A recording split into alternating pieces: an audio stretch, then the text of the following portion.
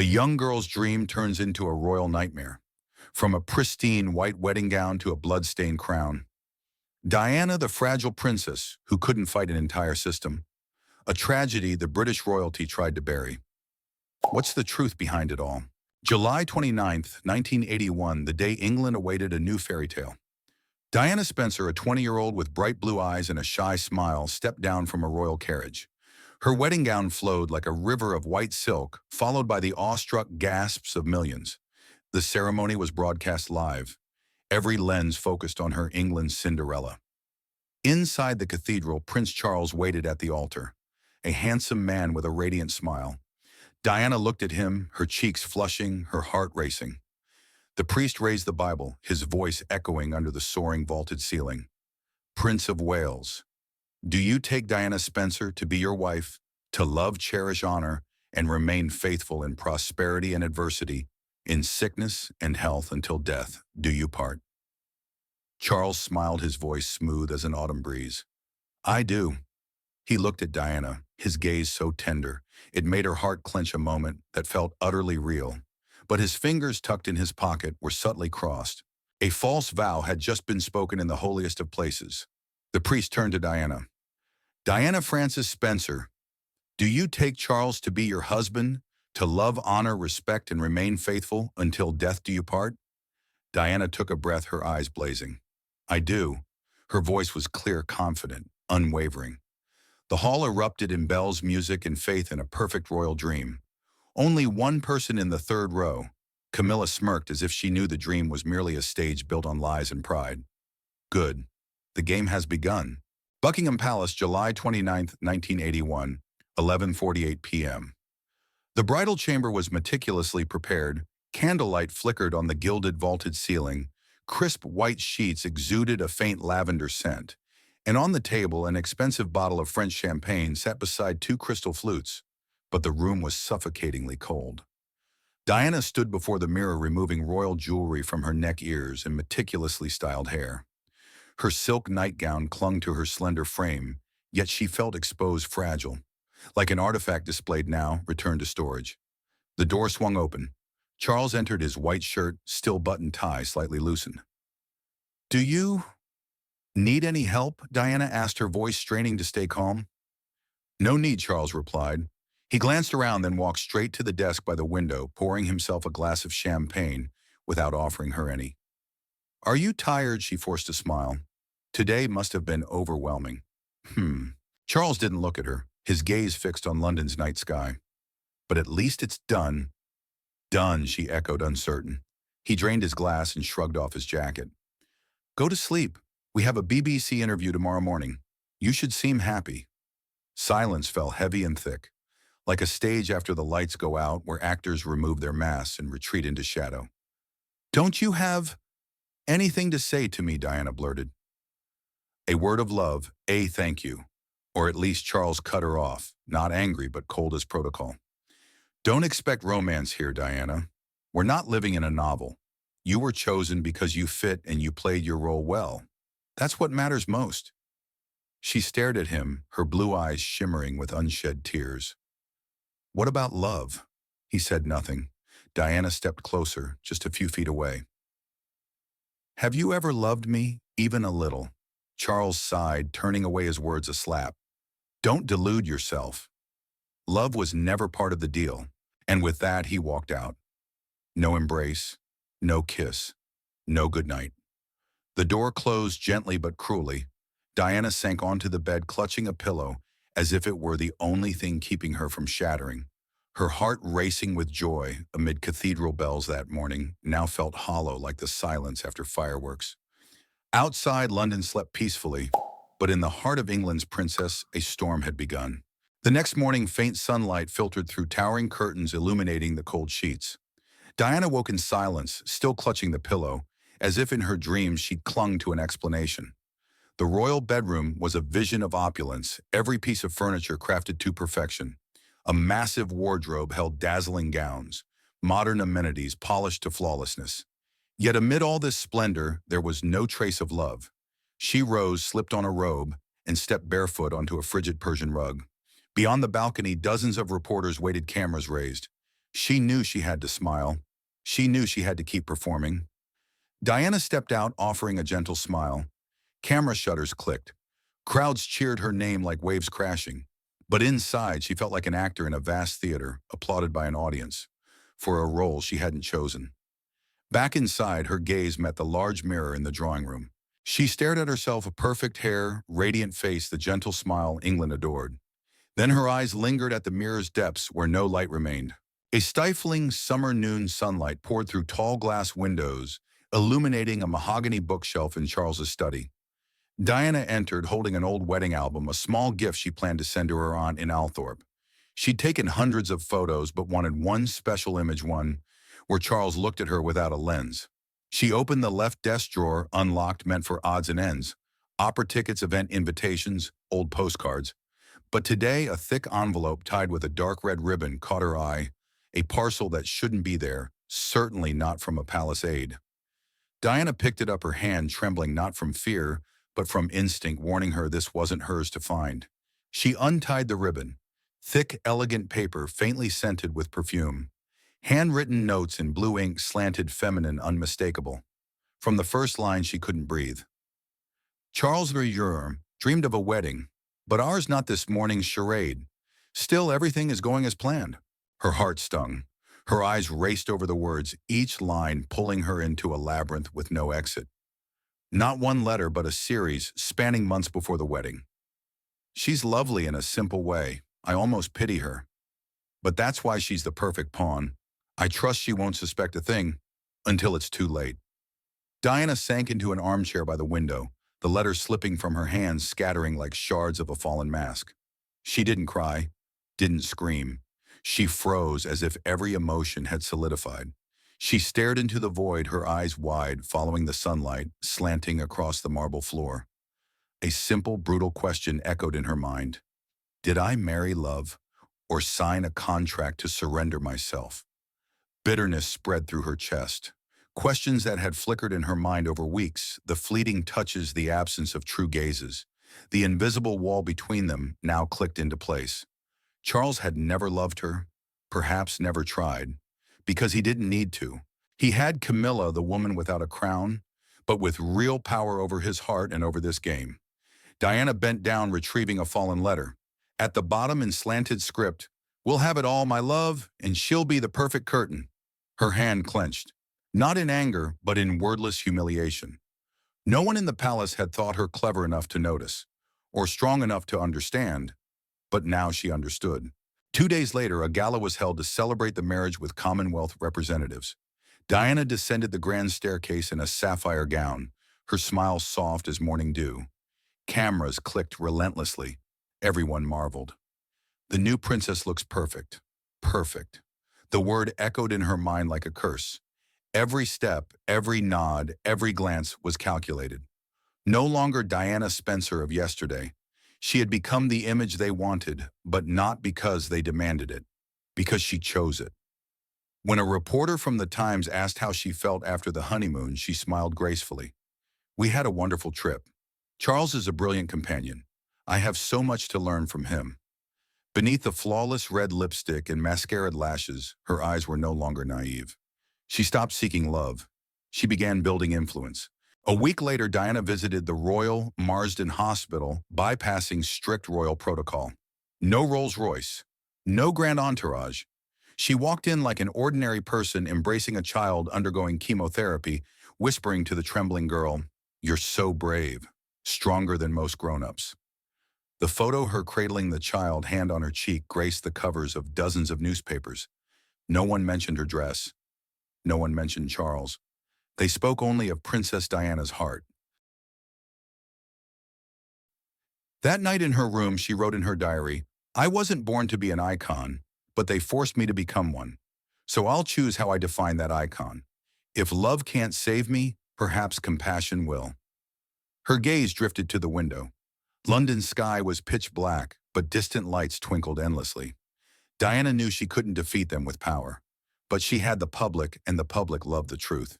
An informal cocktail party at Clarence House attended by influential figures, politicians, officers, senior journalists, and royal advisors. An evening of champagne, polite laughter, and seemingly harmless conversations laced with politics. Diana, in a Bordeaux velvet gown, moved through handshakes and hollow compliments. She smiled softly, spoke just enough charming and perfect as expected, until her eyes met Camilla's standing alone by the hallway to the back garden wine glass, in hand, lips pursed as if savoring the summer air. Diana approached, not rushed, not hesitant. Camilla, Camilla turned.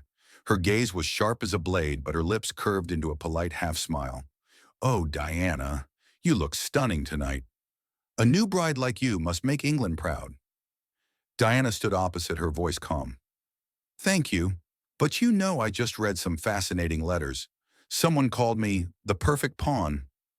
Quite a compliment. Camilla sipped her champagne, her eyes unwavering. "Really, people write all sorts when in love. You know how it is. Emotions can get a bit overblown." "Not these," Diana said, her voice lowering. "This wasn't emotion. It was a plan. Very clear, very deliberate. And I believe you drafted the first version." Camilla let out a soft, cold laugh. "So if you know everything, what will you do? Cry, run, or play the poor victim?" Diana stepped closer, her eyes blazing, no longer naive. "You're mistaken. I'll play the role they expect, and I'll do it so well. No one will see them anymore. Only me." Camilla froze, just for a second, but enough to sense the wind shifting. "You learn quickly," she said. "I had to." Diana tilted her head. "You're an excellent teacher." Between them was a gap just wide enough for a war to begin, not with swords, but with smiles, glances, and precise strikes at each other's weakest points. Camilla set her glass on the windowsill. "But remember, you're fighting on my turf. This palace isn't your world." Diana turned away, speaking without looking back. "No, but the public is mine, and they're bigger than the palace." Autumn swept into London with relentless rain and newspapers soaked with images of Princess Diana embracing a cancer-stricken child. The Daily Mail called her the heart of the kingdom. The Guardian wrote, "She's not just a princess, she's changing how we view the monarchy." In Clarence House's private meeting room, no one smiled reading those lines. Prince Charles stared at the paper, lips pursed. Camilla sat beside him, arms crossed, eyes icy. "She's overshadowing you," Camilla said bluntly. "She's just good at winning the public." Charles replied, his tone heavy with unease. "No, Charles," Camilla pressed. "She's manipulating public opinion. Every time you appear, they talk about her, not you." A long silence. Then Camilla placed a hand on his shoulder, light but firm as stone. "We need to control the narrative before she writes the next chapter." In a hidden corner of royal power, a name resurfaced: Sir Malcolm Vance, a former MI6 operative who orchestrated smear campaigns during the Cold War, now an unofficial image consultant for the Prince's office. In a discreet Richmond villa, he flipped through black and white photos: Diana at charity events, leaving hospitals, smiling brightly with a young doctor. "She's smarter than we thought," Sir Malcolm remarked dryly. "This isn't a princess awaiting orders. This is a personal branding campaign meticulously planned." "What can we do?" his aide asked. Malcolm smirked as if spotting a weakness in a chess match. "The world loves strong women until they're too strong." On the other side, Diana sat in a small room in Kensington Palace's West Wing. She just finished a meeting with a charity protecting abused children. Her media manager gently suggested, "Your Highness, perhaps we shouldn't appear too often. The Prince's office thinks it's disruptive." Diana smiled faintly, her eyes unamused. "Thank you," she replied, "but I'll decide when to appear. And why." After the aide left, she opened her notebook pages, filled with charity names, promises, upcoming international events, and an unofficial list, those she could trust. That list was shrinking. She sensed royal advisors pulling away calls, unanswered schedules changed without notice. From a celebrated bride, she was becoming a shadow in her own home. London's skies drizzled. After opening an art gallery at Southbank, Diana stepped out in an ivory silk coat, a light scarf around her neck. The crowd beyond the barriers still cheered, her name petals falling at her feet. She smiled, accepting flowers from a brown-haired girl, nodding graciously, everything still a beautiful, perfect refrain. But in that moment, as she walked toward her car, a middle-aged woman slipped through the crowd, leaning close enough to whisper fast enough to evade notice. "They're using the press to kill you." I have documents, but you must be careful. Before Diana could react, the woman vanished, swallowed by the crowd and camera flashes. A chill ran down her spine, not from fear but from instinct, telling her the words were true. That night in Kensington Palace's silent quarters, a plain brown envelope arrived, no seal, no name, no instructions. She knew it had begun. She locked the door. Her hand trembled as she opened it. Inside was a stack of papers, printed emails between the prince's office and a tabloid editor. The tone was slick cold. We need to make her seem more unstable, at least erratic in public. Diana read each word slowly. Every line drove another nail into the facade the royals had built around her. The image of a sensitive bride, an emotional girl, a fragile princess needing guidance. She'd felt it for a while. Now the proof lay before her. This was a plan written, sent, addressed, signed. A conspiracy. She set the papers down, sitting motionless in the dim golden light. No tears, no panic. In her mind, only absolute clarity remained and a choice. If they've chosen a media war, she thought, I won't play defense anymore. She stood, pulled a brown leather notebook from the drawer and flipped to a blank page. In neat black ink, she wrote one line. Eleanor Price, independent journalist. Honest, dangerous to liars. Diana closed the notebook, her reflection in the window no longer that of a wounded princess. It was the gaze of a woman who understood the game. The cafe nestled in a quiet southwest Richmond street, hidden among antique shops and old bookstores. No sign, no background music. Frosted glass and the soft clink of spoons against cups like a whisper. A place to vanish from London for a few hours. Diana entered in a pale gray coat, wide-brimmed hat and sunglasses. No one recognized her. Her bodyguard waited a block away. She carried only a purse, a notebook, and a slim folder wrapped in leather. At the far left table, a woman sat with her back to the door, hair tied low, stirring sugarless coffee. Diana sat across from her. No handshake, no pleasantries. Are you Eleanor? Diana asked softly. The woman looked up, sharp, intelligent eyes but not arrogant. If you're not Diana Spencer, I'm not Eleanor Price. A beat of silence, then both nodded slightly. The mental chess game began. The woman who sent me the envelope, was she yours? Diana asked. Eleanor shook her head. No, but I knew it would reach you. And I was right, you read it. And I need to know, Diana said, placing the folder on the table, is that just the surface, or is there more? I haven't seen. Eleanor sipped her coffee. The surface. What I have goes deeper.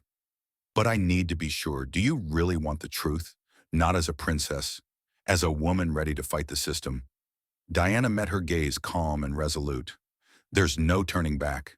Eleanor pulled an old file wrapped in newspaper from her bag. No title, no stamp. She slid it toward Diana. Messages between the prince's office and editors of 3 tabloids. They propose painting you as unstable, jealous, even resentful of motherhood. I have recordings if you want to hear them. Diana held the file, not opening it, just resting her hand on it. What do you want in return? Eleanor looked up, unflinching. Nothing but the truth. I don't serve any side. I just want the public to know the truth unfiltered. Diana nodded. She understood the danger. She knew she could be cut off from official channels. But this was the only person who wanted nothing from her except light. Will we meet again? Diana asked. Eleanor smiled. As long as you're ready to say what they don't want to hear. They stood almost simultaneously. Diana left without looking back. Eleanor stayed, pulling out a small notebook, writing one line in black ink. She doesn't need saving. She just needs to not be silenced. The room's air was thick like old velvet draped over the oak table. The scent of cold Earl Grey tea lingered, and the muted TV flashed the latest headline from UN. The Observer, Princess Diana, and the Quiet Fight for Compassion. The article didn't mention the royals, but its words cut like a knife. Sir Malcolm stood, rigid hands clasped behind his back, eyes fixed on the bolded excerpt. When a woman is surrounded by walls of power, yet reaches the people's hearts, the question arises, who truly controls the nation's image? Not tabloid prose, he muttered. Camilla sat opposite, legs crossed, fingers tracing the rim of a porcelain cup. You're sure this isn't a coincidence? Malcolm smirked. In this world, madam, nothing is a coincidence when it happens 3 times in a row. He stepped to an intelligence board, 3 articles published almost simultaneously from The Observer, The Independent, and a reputable political blog, all depicting Diana as an icon stifled by unseen forces. No direct mention of Charles or Camilla, but readers understood. Someone's writing for her, Malcolm said, not the palace's media team. This prose is different. It has investigative traces, political metaphors, and most importantly, strategy. Camilla propped her chin, eyes glinting with suspicion. You think the press sought her out or she found them? She's no longer naive, Malcolm said. She's working with someone who knows how to dodge media traps, likely an ex-reporter, possibly ex-intelligence, but definitely not alone. He paused. I have a name. Not certain, but Camilla looked up. Eleanor Price. Silence. The clock's tick stretched unnaturally. She's still alive, Camilla asked, almost disbelieving. She's good at hiding. She's not swayed by parties or bribes. She follows in the scent of blood. Camilla stood walking to the window. Through thick glass, St. James's Park lay green and indifferent. She spoke softly like a cold verdict. I don't care what she follows. I just want to know, when will she write about me, Malcolm replied without hesitation. When Diana feels strong enough to name you.